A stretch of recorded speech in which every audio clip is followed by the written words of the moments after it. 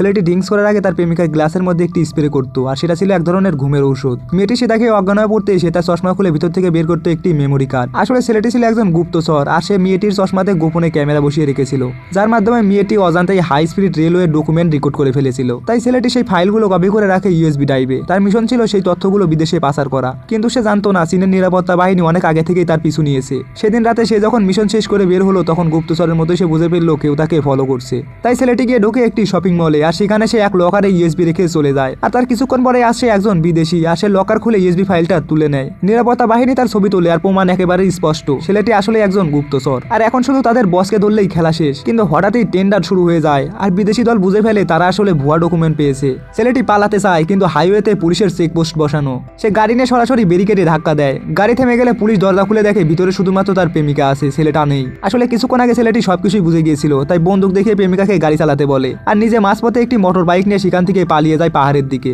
আর কিছুক্ষণের মধ্যে পুলিশ সেই মোটর বাইকটাও খুঁজে পায়, আর ছেলেটি তখন উধাও হয়ে যায়।